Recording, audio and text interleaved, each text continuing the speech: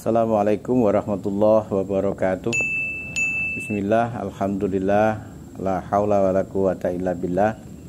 Allahumma salli ala sayyidina Muhammad abdika wa nabika rasulika nabil ummi wa ala alihi wa sahbihi wa sallim tasliman biqadri a'udzubillahi fi kulli waqtin wa hin. Para santri, subscriber, wali santri, pemirsa rahimakumullah, apa kabar Anda hari ini?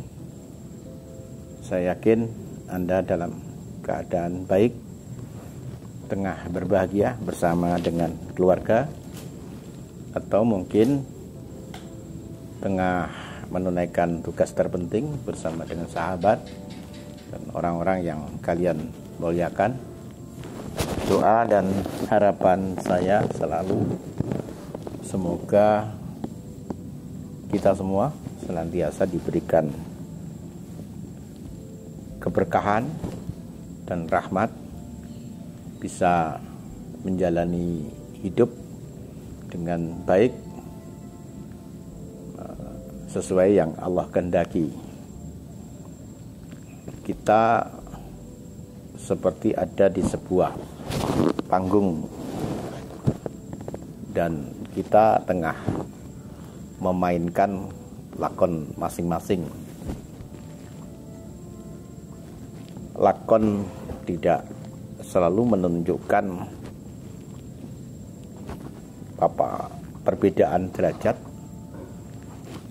Mereka yang memerankan sesuatu yang baik tidak selalu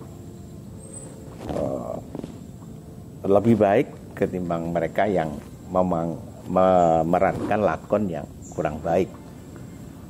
Misalnya, kalau kalian menjadi pejabat,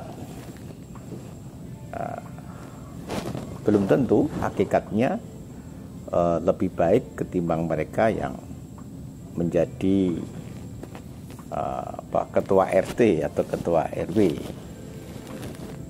Kalian yang mungkin menjadi menteri atau panglima, tidak selalu hakikatnya lebih baik mereka yang jadi dibanding mereka yang menjadi prajurit.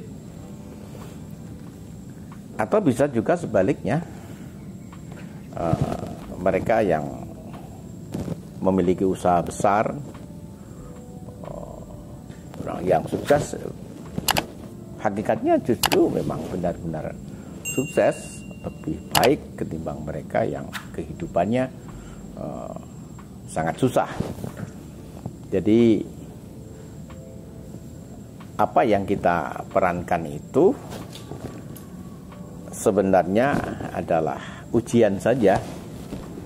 Allah juga sudah mengingatkan kepada mereka, wa nabluukum bisyarri wal khairi fitnah, dan kami akan menguji kalian dengan keburukan dan kebaikan. Keburukan dan kebaikan itu sama, yakni ujian saja. Untuk apa ujian itu? Ya, untuk memastikan siapa yang diantara kita yang memiliki jiwa mujahid dan memiliki tingkat kesabaran. Karena Allah memiliki ukuran tersendiri di dalam melihat hambanya. Tidak seperti ukuran kita. Kalau kita ngukur itu ya macam-macam.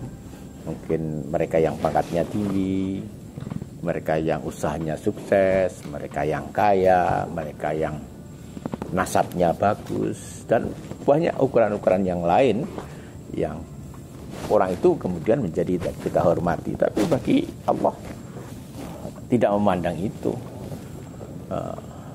Allah hanya memiliki satu ukuran, inna akramakum indallahi atqakum. Jadi diantara kalian yang paling mulia adalah siapa diantara kalian yang paling bertakwa. Dan ketika Rasulullah ditanyakan tentang takwa, beliau memberikan isyarat kepada dadanya, yaitu bagaimana kondisi hatinya. Bisa saja sebenarnya orang yang sangat sederhana, yang ya, hidupnya tidak kita kenal, sehari-hari hanya melakukan aktivitas yang sangat sederhana, ke sawah, mencangkul, kemudian menanam sesuatu dengan keringat yang deras mengalir di tubuhnya, dia pulang, kemudian memakan masakan dari istrinya yang sangat sederhana, makan dengan penuh kebahagiaan, penuh rasa syukur. Sebenarnya orang ini bisa saja orang yang dikasihi Allah, karena dia menjalani profesinya dengan ridho dengan apa yang Allah berikan.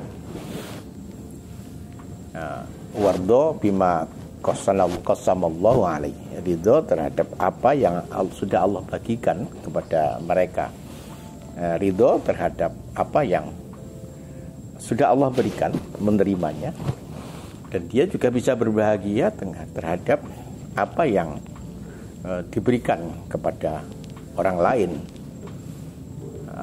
Dia bisa merasakan kegembiraan ketika orang lain mendapatkan anugerah dari Allah. Rumahnya tetangga, ada tetangga rumahnya bagus, ada tetangga sukses usahanya, ada tetangga bisa membeli barang-barang yang mahal, sementara dia untuk bertahan bisa makan 3 kali sehari saja, ini sudah luar biasa. Tapi orang seperti ini bisa merasakan kebahagiaan ketika tetangganya bahagia. Orang seperti ini adalah orang yang sangat luar biasa. Ingat bahwa kadang-kadang Allah itu memberikan kehidupan di masyarakat, kegiatan agama menjadi ramai, anak-anak menjadi suka ngaji, kehidupan silaturahim antar warga masyarakat itu demikian baik, tanaman yang ditanam oleh masyarakat juga tampak menggembirakan. Ini karena ada orang-orang yang semacam ini, orang-orang yang ahli syukur, orang-orang yang menerima apa yang Allah berikan, orang-orang yang bisa berbahagia dengan anugerah Allah yang diberikan kepada orang lain. Orang-orang yang sudah bisa mengeluarkan dari hati yang paling dalam rasa tidak suka terhadap orang lain. Pernah satu ketika para santri, para subscriber, Nabi dawuh sebentar lagi akan datang seorang penghuni surga. Ini kalimat yang luar biasa. Bagaimana mungkin orang yang masih hidup sudah punya kapling di surga? Ini kalimat itu tentu menimbulkan pertanyaan besar kepada para sahabat yang datang pada saat itu, karena surga ini simbol sukses. Kalau kaya misalnya di dunia belum tentu bisa masuk surga, pangkatnya tinggi belum tentu, bahkan khalifah sekalipun itu belum tentu bisa masuk surga. Orang yang berbahagia, orang yang sukses itu di dalam Al-Quran diisyaratkan faman yukhzika 'anil nar wa tudkhilal jannah faqad faz. Orang-orang yang sudah diselamatkan dari sentuhan api neraka dan dimasukkan di dalam surga adalah orang-orang yang sukses. Dan orang ini dikatakan sudah punya tempat di surga. Tentu yang pertama para sahabat bertanya, luar biasa orang ini. Yang kedua, siapa dia? Hari kedua datang lagi, Nabi dawuh lagi kalimat yang sama. Hari ketiga Nabi dawuh lagi kalimat yang sama. Kemudian orang-orang melihat, masa orang ini yang dikatakan Nabi punya tempat di surga, kok tidak sahabat-sahabat besar yang hadir pada saat itu? Orangnya sederhana, ngempit sandal, bajanya basah oleh air wudhu, dan segera mengikuti sholat jamaah. Setelah sholat jamaah pulang, Seorang sahabat sengaja mengikuti, penasaran siapa dia dan apa yang dilakukannya. Betul, sampai 3 hari menginap di sana. Tidak ada sesuatu yang istimewa yang dilakukannya melebihi orang lain.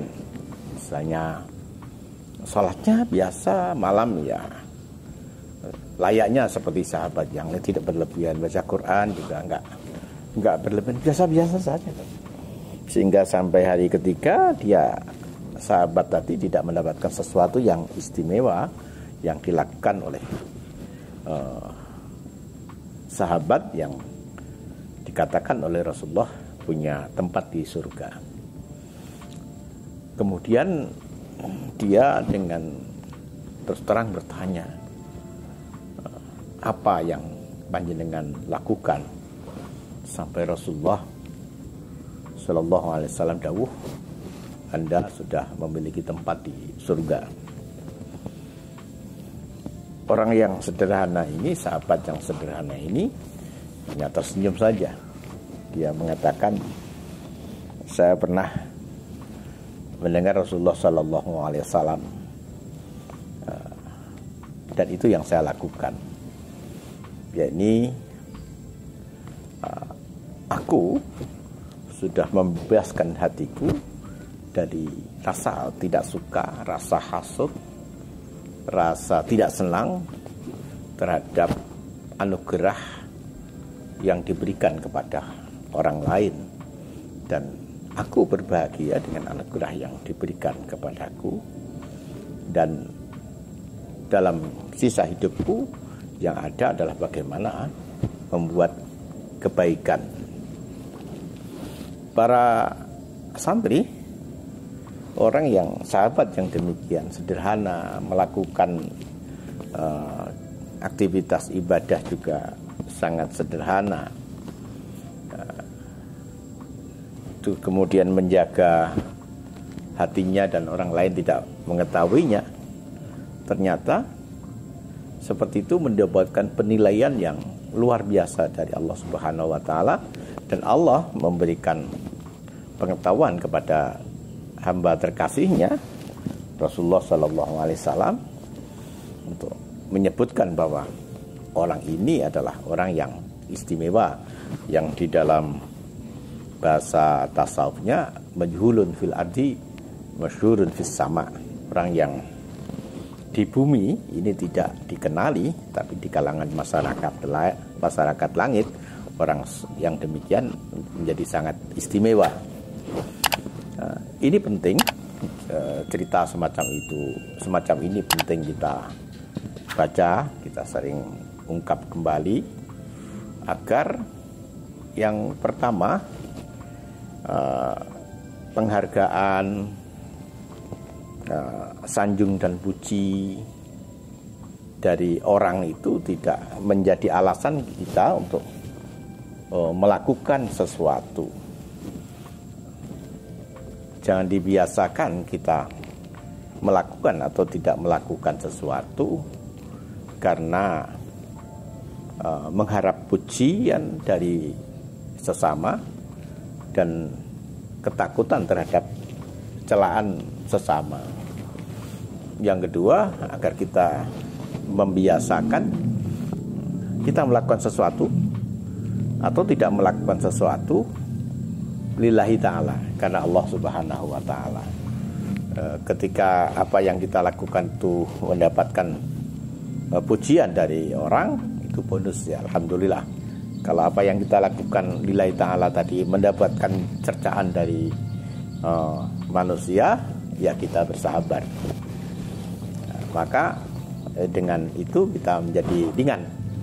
Dan yang ketiga, kalau itu sudah terbiasa kita lakukan, kita akan terbiasa dan suka melakukan sesuatu dalam keadaan sunyi.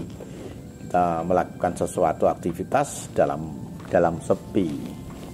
Kita menjadi berbahagia dengan bangun di malam hari, melakukan rupa-rupa ibadah, salat malam, berzikir, membaca salawat, membaca Al-Quran dan lain-lain ketika sebagian besar masyarakat banyak tidur. Kita banyak melakukan amaliyah sunnah di rumah kita ya. Tanpa ada orang lain yang mengetahuinya, kita bersedekah pada orang-orang yang memerlukan tanpa puji dan sanjung pengetahuan dari orang. Kita akan menjadi terbiasa untuk melakukan kebaikan dalam sunyi, dalam sepi. Nah, kebaikan yang dilakukan dalam keadaan sepi dan lillahi ta'ala itulah yang memiliki nilai berlipat dari Allah Subhanahu wa ta'ala. Seperti halnya puasa. Kenapa puasa berbeda dengan amal ibadah yang lain? Sehingga puasa dikatakan di dalam hadis qudsi, as-saumu li wa ana ajzi bih. Puasa itu untuk aku dan aku yang akan memberikan pahala. Karena di dalam puasa ada kerahasiaan. Kalau sholat jamaah mungkin luar biasa bagus. Tapi ketika kita sedang berjalan dan istiqomah di dalam sholat jamaah akan banyak dilihat oleh orang. Wah, orang itu adalah ahli sholat berjamaah. Ketika kita bersedekah dengan jumlah yang besar, walaupun kita merahasiakan, pasti ada orang yang tahu bahwa orang itu adalah orang yang dermawan, orang yang bersedekah dalam jumlah besar, orang yang ahli membangun madrasah, membangun masjid, membangun pesantren, dan sedikit atau banyak akan mendapatkan simpati dan penghargaan dari orang. Tapi kalau puasa, dia ada yang tahu. Orang puasa bisa pura-pura puasa, makan di rumah, nggak ada yang tahu. Pura-pura puasa, minum di rumah juga nggak ada yang tahu. Tapi orang itu tetap puasa dan membatalkan puasanya setelah ada tanda yang membolehkan berbuka. Itu yang membuat puasa menjadi sangat luar biasa, sehingga Allah berfirman di dalam hadis qudsi, as-saumu li wa ana ajzi bih. Oleh karena itu para santri, mari kita biasakan untuk tidak selalu melakukan atau tidak melakukan sesuatu hanya karena orang. Melakukan atau tidak melakukan sesuatu karena Allah Subhanahu wa ta'ala. Dan yang terakhir, biasakan melakukan hal-hal yang baik dalam sepi, dalam sunyi, dalam keadaan sendiri, agar apa yang kita lakukan mendapatkan catatan penting sebagai bukti keyakinan dan keimanan kita kepada Allah Subhanahu wa ta'ala. Semoga menjadi renungan. Wallahu a'lam bishawab. Assalamualaikum warahmatullahi wabarakatuh.